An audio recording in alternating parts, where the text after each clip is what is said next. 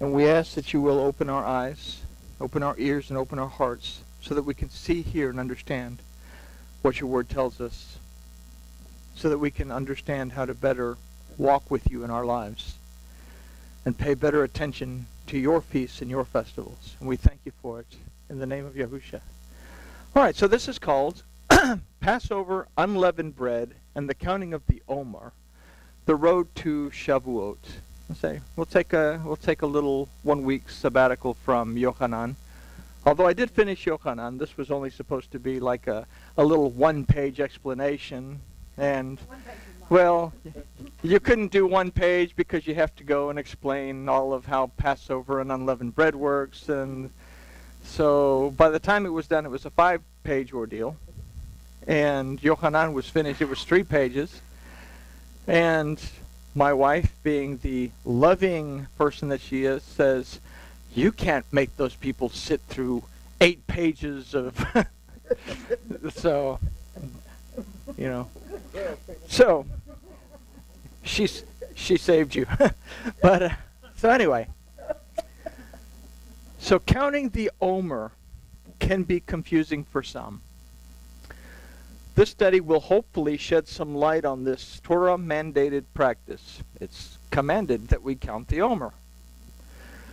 This is not an orthodox rendition of our accepted traditions. It's based on a careful look at the Scriptures. And again, I went through the Scriptures. I studied them. I dissected. This is what I got. Just my point of view. This is why I'd like to get everybody's point of view so that we can discuss it in detail and figure it out. This study may be somewhat uncomfortable in the view of its findings. So we do not read the Gospel of Thomas as it is not in the canon. We don't read it because it was banned as Gnostic heresy by the Church Fathers. We don't read it, and as a result we miss some things that Yahushua may or may not have said. And one thing that the Gospel of Thomas claims that Yahushua said is that when we discover truth, we become troubled. Then we will be amazed. So it's difficult when we find some things to be truth that are not what we expected them to be. It's very troubling for us. But when we realize how it works in the entire scope of the thing, then we're amazed at how well the pieces actually fit together. If it's not true in the beginning, the middle, and the end, then we have to question it. So anyway, with that in mind, we're going to take a look at something that may be troubling, but just might make sense at the end. So we're going to consider first Passover, and then we're going to consider the 7 days of unleavened bread. We say, well, some people say those are the same thing. Some people say it's 7 days. Some people say it's Passover, then 7 days.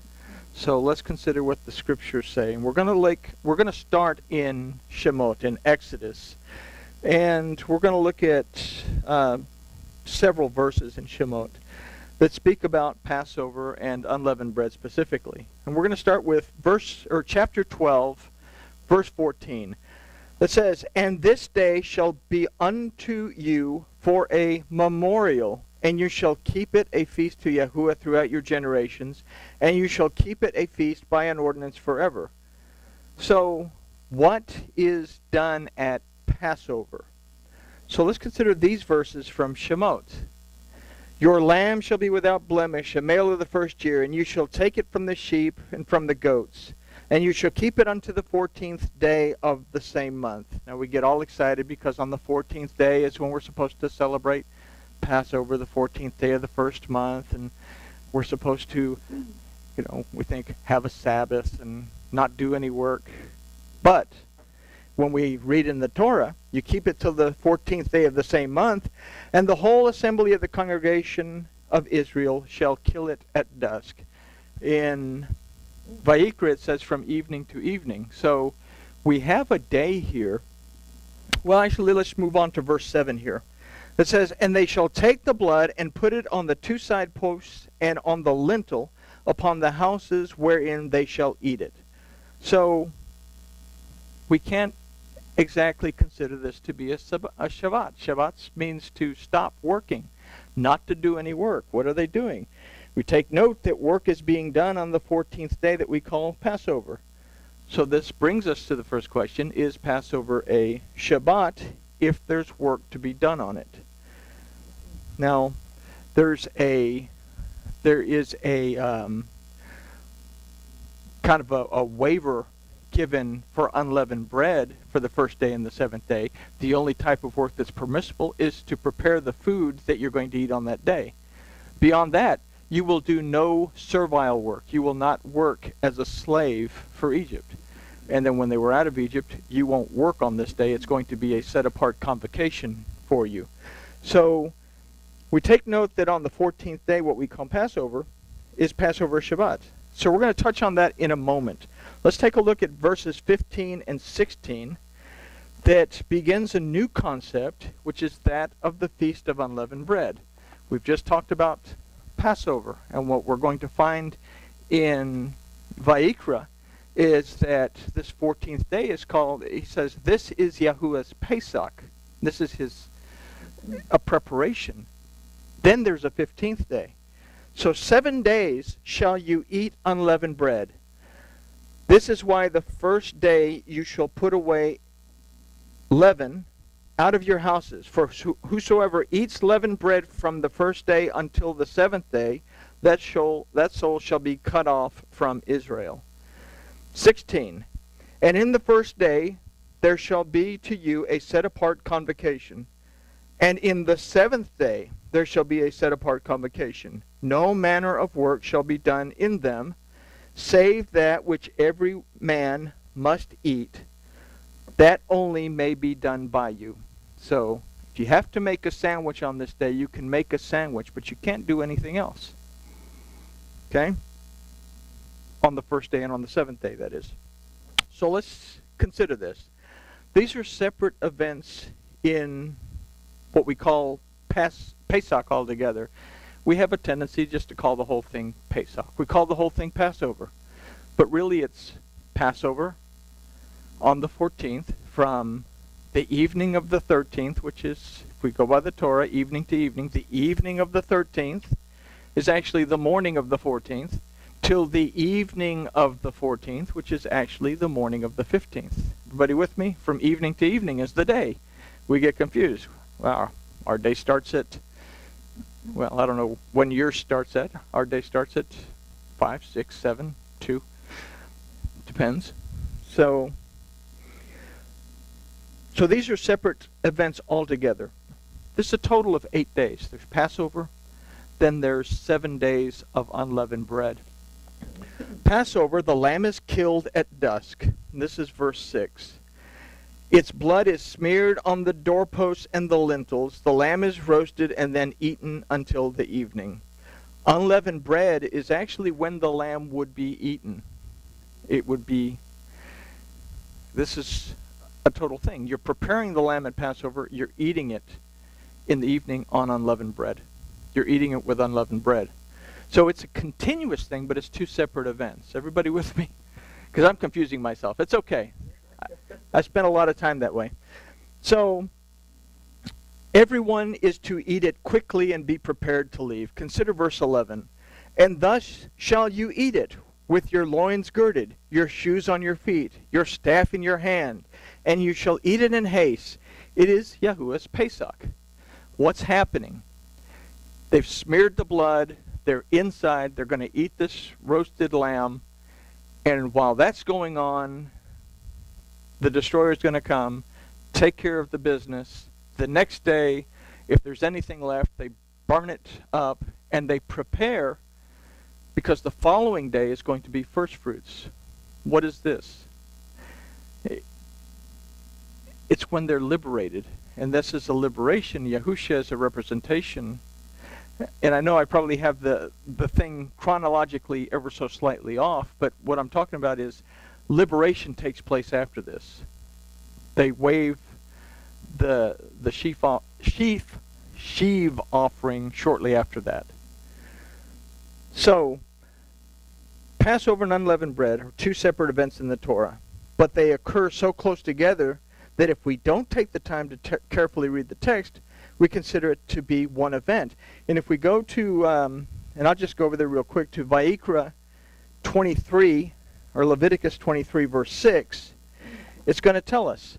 It says, in the first month on the 14th, and this is 23:5, in the first month on the 14th day of the month, between the evenings, is the Pesach to Yahuwah. And on the 15th day, this is verse 6, and on the 15th day of this month is the festival of Matzot. It's the festival of unleavened bread. So we do see that there is a separation in these two things. So, but unless we take the time to read it, why read it? We go by tradition. Tradition just celebrates as one big, giant, long event, and we miss a lot of things. We took a lot of time and a lot of frustration to figure out how to figure out when Passover occurs. We took the time to figure out, okay, the new moon day, the Abib, and so if we're going to take that much time to figure out when Passover is supposed to be, then why don't we put the same effort into figuring out when the next 7 days are going to be? Because everything that happens from Passover on is anchored on Passover. Everything. We're going to go through unleavened bread, the counting of the Omer, Shavuot, Yom Teruah, Yom Kippur, Sukkot. If we get the day messed up, then we end up basically celebrating on the wrong day, honoring Elohim on the wrong day, and we want to hopefully try to avoid that. So there is confusion about this, but we have to consider that days are evening to evening. Passover begins the evening of what we would normally still consider the 13th day, but as the days begin in the evening, it's actually the 14th day, and it continues to the evening of the 14th day, which after dark begins another day, which is the 15th day. Confusing. But we understand evening to evening, when the lights go out, it's a new day. Unleavened bread, which is the 15th day.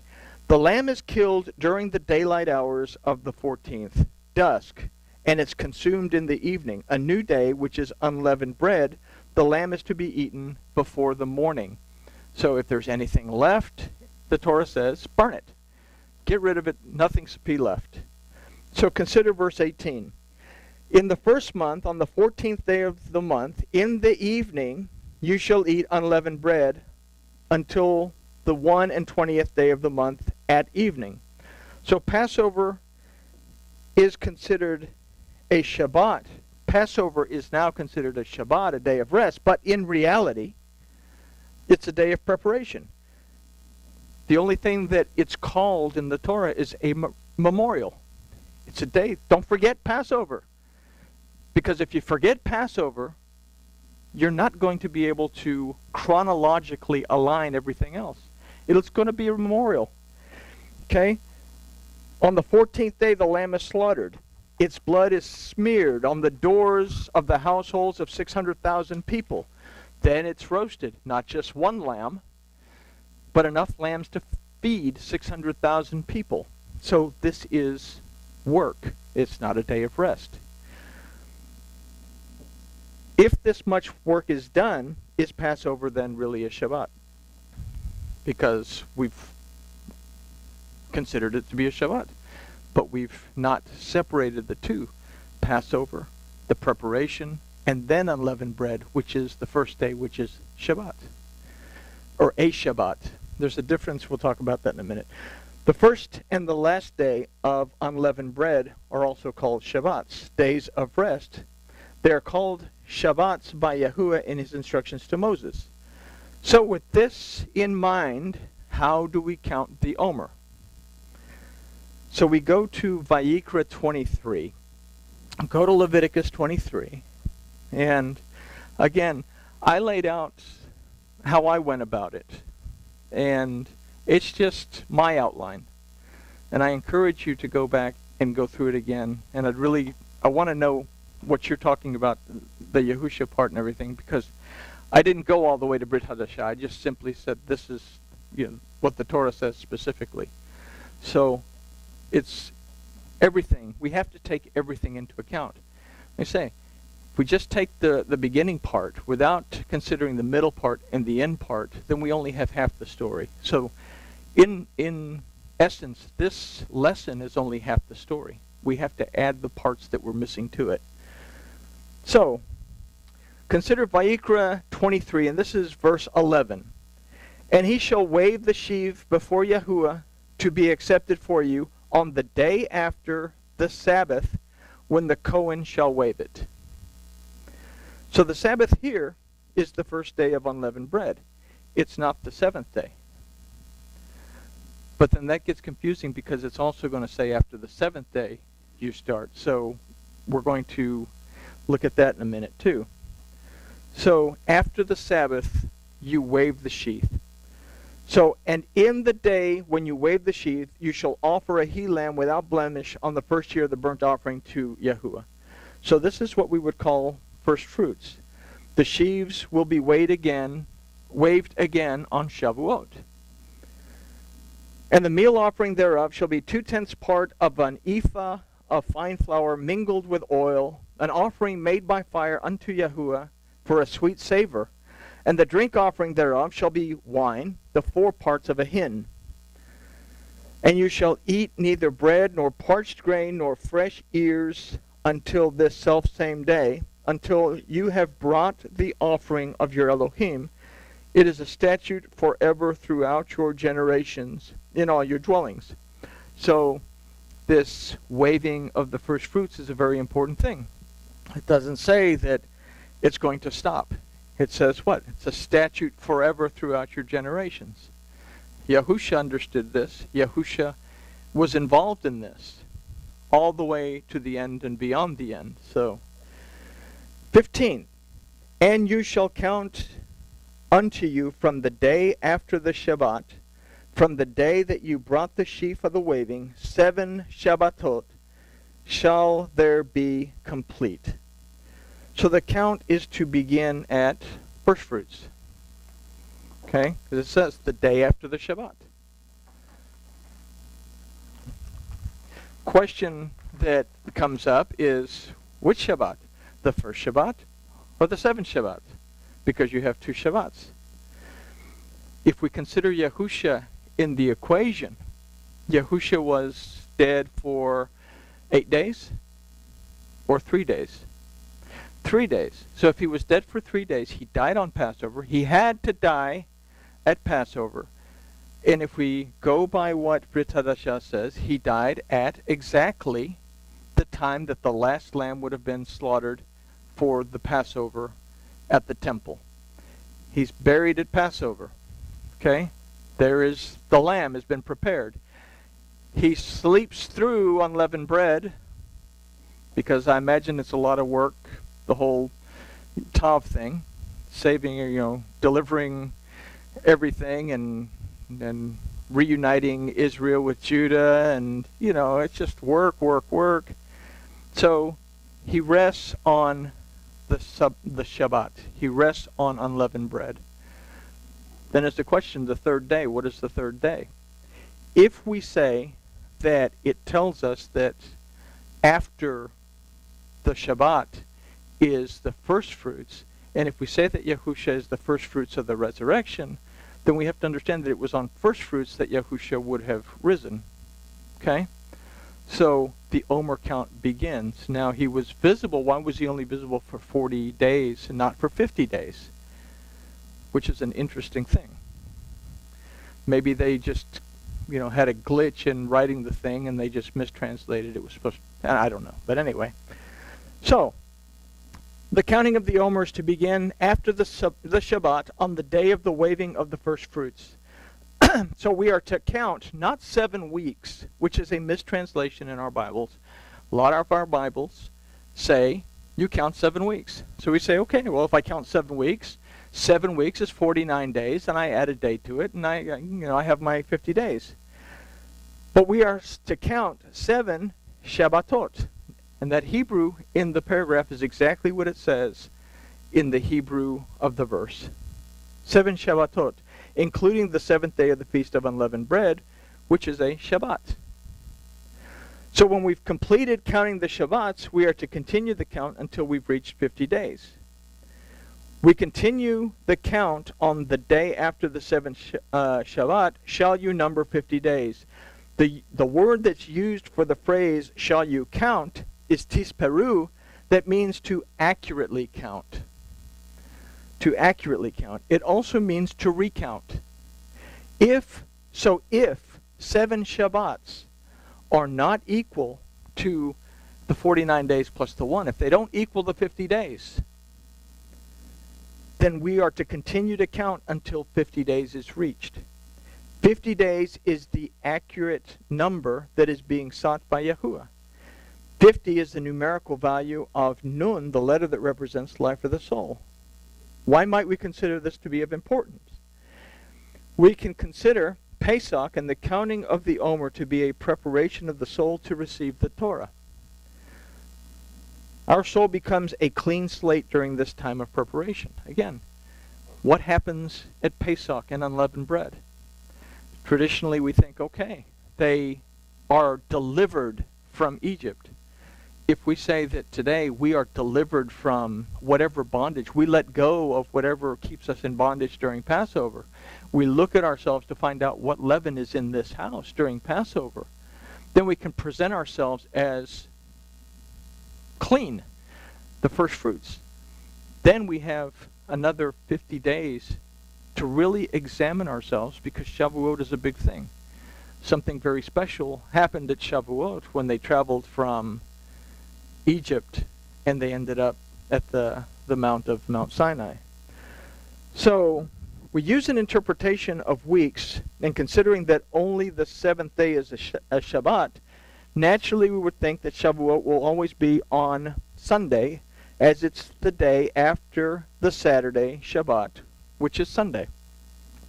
If we understand that a Shabbat does not always mean the 7th day, which is Shebi Yom, then we can understand that completing the count of 7 Shabbats and continuing until 50 days are reached will put us at any day of the week, depending on our being able to set the Passover correctly according to the Abib, the new moon, and the new moon day. So we just had Passover recently. We're finishing the Omer count. So let's throw that formula that we just discussed into where we're at. We said we had Passover. It would have started on the 10th, and it would have ended on the 11th. The 11th would have began the Feast of Unleavened Bread. So, okay, we got that part right, because we met basically as Passover was coming to an end.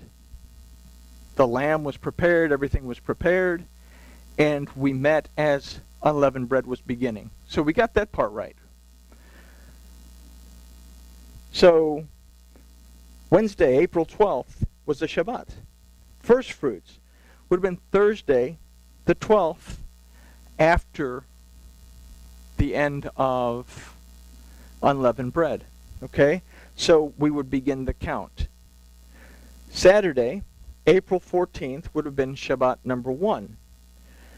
Tuesday, April the 18th, would have been the 7th day of unleavened bread, which is also a Shabbat, Shabbat number 2. Then we have Saturdays, 23rd, 30th, 7th, 14th, and the 14th are Shabbats 3 through 6. Okay, May. Well, no, this is all still occurring. Yeah, you're right. May. After the 30th, go to May. See, I started out writing it in May, and then I went back and changed it to April. So anything that's after the 30th should be May. You're right. See there? This is why I carefully proofread these before I just print them out. Not? Okay. So Saturday, May the 7th, Shabbat number 5. May the 14th, Shabbat number 6. And then Saturday, April the 21st, or May the 21st, I'm sorry, would be Shabbat number 7, which would equal 39 days, not 50. So do we stop there, or does the Torah tell us that we have to have 50 days? And that's something that's, okay, well, it's supposed to be 49 days from here, but we didn't reach that. So this is why it says, make sure it's an accurate count of 50 days. So now we have to continue the count until 50 days is reached. So the 50th day, if we consider it from this point of view, Shavuot will actually occur Thursday, which is June 1st, which begins Wednesday evening. The calendar has Shavuot beginning Tuesday. My count was a day off. But I took some things into consideration. The Torah said that the rabbis probably didn't. I mean, we're set on Hillel II's calendar. We're set in stone on what they say. So if we're counting it according to what the Torah says to count, I ended up on the 1st of June as Shavuot. So, again, I encourage you to take a look at this. Oh, look, we're at the last page again. I had the microphone off, so I'll just repeat it again. It says, I prepared the study as a study tool, and I'm not saying accept this as a fact. I'm simply asking that you take it home, read it, study the scriptures, look at the scriptures, look at it for yourself. Consider Shemot, Vayikra, Devarim, which is Exodus, Leviticus, and Deuteronomy for yourselves. Dissect it as much as you can, and then after all this, make your decision. And then if it's not too much trouble, and I've never asked this before, write down your feedback, your evaluation, what you found. Because I know we're supposed to jump into Hosea on Tuesday. But I would love to be able to sit down and get everybody's point of view so that we can hash out exactly what are we supposed to be doing here. Are we supposed to wait until Saturday and then have Shavuot on Sunday? Are we in the right spot here? Or maybe we can wait until you guys get back from the wedding. So we'll wait until the victors come back. So we'll consider Hosea, give everybody a little bit of time to write things out. But